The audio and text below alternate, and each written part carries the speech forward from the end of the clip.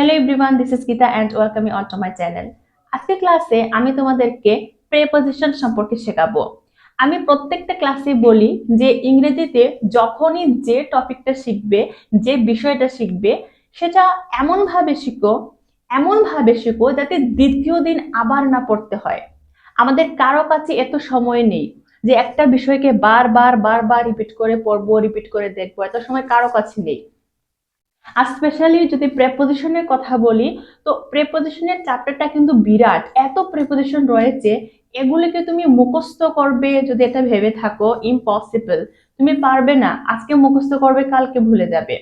আজকে ক্লাসে আমি তোমাদেরকে যে প্রেপোজিশন সম্পর্কে বলবো, আমি তোমাদেরকে গ্যারান্টি দিয়ে বলছি যে যদি তোমাদের ক্ষমতা থাকে তাহলে আজকের এই প্রেপোজিশনে আমি কি কি শিখিয়েছি সেটা তোমরা ভুলে দেখিও।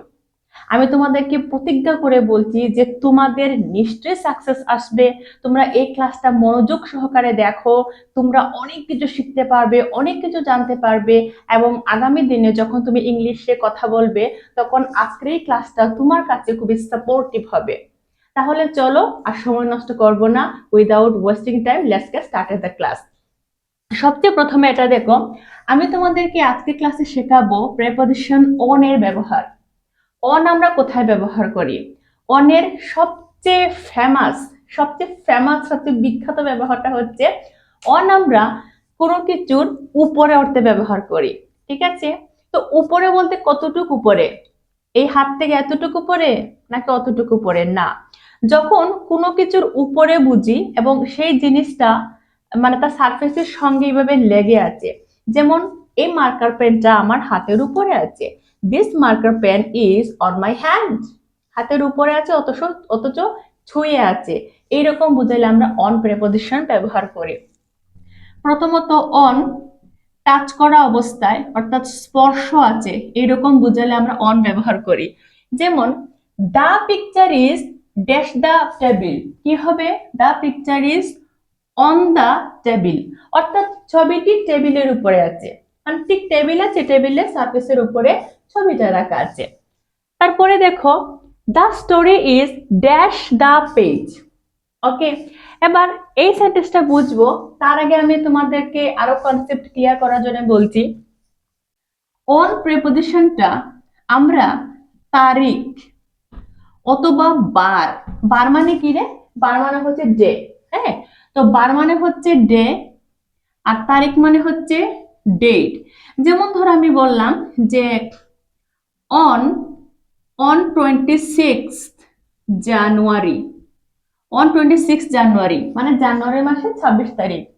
অথবা অন 12 ডিসি মানে ডিসেম্বর, অন 12 ডিসেম্বর। তো যখনই আমরা কোনো ডেটের কথা বলবো, 26 জানুয়ারি, 12 ডিসেম্বর, হ্যাঁ, কিংবা 15 আগস্ট, এইভাবে কোনো তারিখের আগে আমরা সব সময় কিন্তু প্রেপোজিশন অন ব্যবহার করি, মনে থাকবে।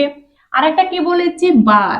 যদি কখনো কোনো বার বোঝায়, যেমন ধরো on Monday, on Sunday, on Tuesday.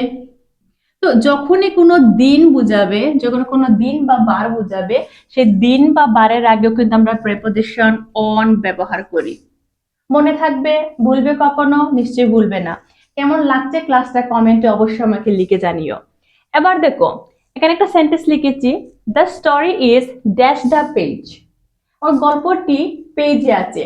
Page মানে কি? পৃষ্ঠায় আছে। যেমন একটা বইয়ের মধ্যে 25টা পৃষ্ঠা আছে, আমি তোমাকে বলছি যে আরে না, ওই গরিবের দুঃখ গল্পটি 15 নম্বর পৃষ্ঠায় আছে।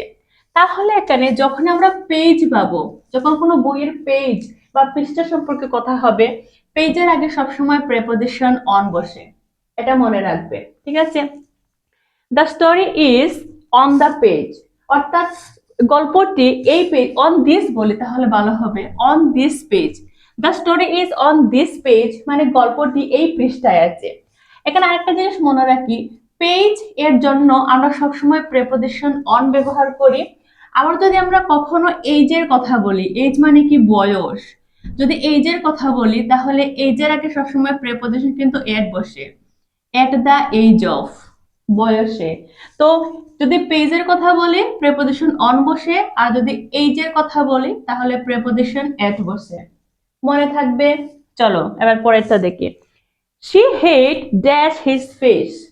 হয়তো কোন একটা ছেলে কোনো খারাপ কাজ করেছে বা খারাপ কথা বলেছে, তো মেয়েটিকে একেবারে ঠাসিয়ে তাকে একটা তার গালে আঘাত করলো, হিট করলো। তো এখানে কোথায় হিট করেছে? তার মুখের মধ্যে। তাহলে এখানে প্রেপোজিশন অন হবে। ও যে আঘাত করেছে মুখের উপরে আঘাত করেছে, তো এই জন্য আমরা অন প্রেপোজিশন বসালাম। সে হিট অন হিজ ফেস, সে তার মুখের মধ্যে আঘাত করেছিল। Got it? চলো পরেরটা দেখি। What is dash TV? আচ্ছা টিভি কি? টিভি হচ্ছে একটা যন্ত্র। হ্যাঁ, তো যখন কোন একটা যন্ত্রের কথা বলবো, যখন কোন একটা যন্ত্রের কথা বলবো এবং সেই যন্ত্রের মধ্যে কোনো মুভিং কোনো কিছু চলছে, অর্থাৎ সেই কোনো যন্ত্রের মধ্যে যখন গতি থাকে, গতি, অথবা যন্ত্রের মধ্যে যখন কোনো ধরনের মুভমেন্ট চলে, তখন আমরা তার আগে সবসময় প্রেপোজিশন অন বসাই। What is on TV? টিভিতে কি চলছে? What is on TV? What's on TV? টিভিতে কি চলছে? হোয়াটস অন টিভি? ওকে, এখানে টিভি একটা যন্ত্র, এর জন্য এই টিভির মধ্যে কি চলছে অন প্রেপোজিশন বসবে। আচ্ছা এবার দেখো তো, I go to school dash a cycle. Cycle কি? সাইকেলটাও একটা যন্ত্র। তো আমি সাইকেলে করে স্কুলে যাই, সাইকেল একটা যন্ত্র, তাহলে এখানে আমরা প্রেপোজিশন অন বসাবো। ওকে, এবারে যে সেন্টেন্সটা সেটা তোমরা একটু বেশি মনোযোগ দিয়ে বুঝো। I go to school dash foot. আমি পায়ে হেঁটে স্কুলে যাই। এই পায়ের অঙ্গটিকে যদি যন্ত্র হিসেবে ধরি, তাহলেও কিন্তু আমরা এখানে প্রেপোজিশন অন বলবো। অন ফুট মানে কি? পায়ে হেঁটে। I go to school on foot, আমি পায়ে হেঁটে স্কুলে যাই। ওকে, আচ্ছা পরেরটা দেখো। Rima is dash the phone. Rima ফোনে আছে। ধরো ধরো কেউ তোমার বান্ধবী এখানে ফোন ফোন নিয়ে কথা বলছে হয়তো, তো ওর মা বলছে এই ও কোথায় রে, তোর বান্ধবী কোথায় রে? তুমি বলছো না সে ফোনে আছে। যখন জাস্ট আমরা এইভাবে ক্যাজুয়ালি বলবো যে হ্যাঁ সে ফোনে আছে, তখন আমরা প্রেপোজিশন অন বসাবো। Got it? কিন্তু এবার এবার যে বিষয়টা বলবো একটু একটু মনোযোগ দিয়ে শোনো। কিন্তু যদি এবার এরকম বলি যে সে ফোনে কথা বলছে, ফোনে আছে না বলে বলছে সে ফোনে কথা বলছে, তখন আমরা প্রেপোজিশন ওভার বলবো। সে ফোনে আছে, ফোনে যাই করছে, হয়তো ফোনে কথা বলছে, ফোনে কোন একটা কিছু দেখছে, ফোনে কোনো একটা কিছু একটা দেখছে বা ফোনে কথা বলছে বা ফোন দিয়ে কোনো ধরনের কোনো কাজ করছে, তখন আমরা বলবো যে অন দা ফোন। হ্যাঁ সে ফোনে আছে। কিন্তু যখন বলবো যে সে ফোনে কথা বলছে, সে টকিং, যখন সে বলবো ফোনে কথা বলছে, তখন কিন্তু আমরা প্রেপোজিশন ওভার ব্যবহার করব।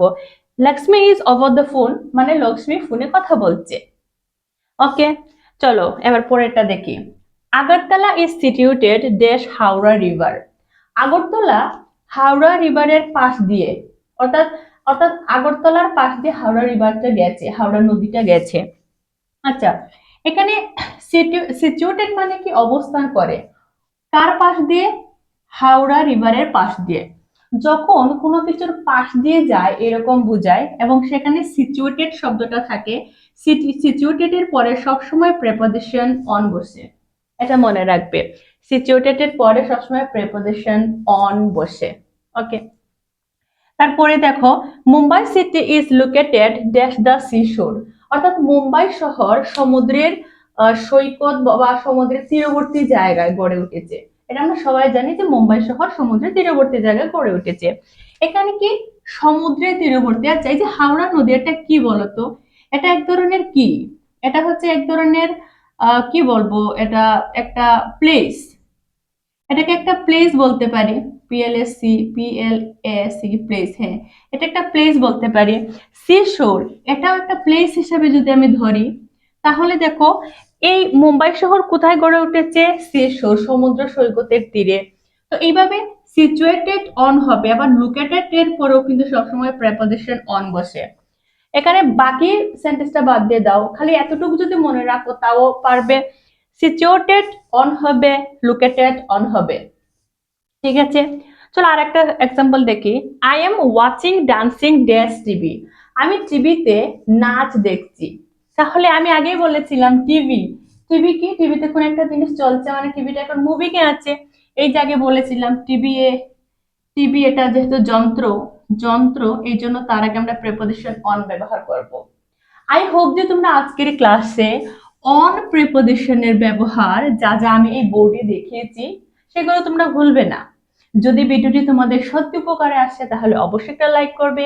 চ্যানেলে যদি প্রথমবার হয়ে থাকো, now subscribe my channel to get more and more information from my channel. Thank you very much.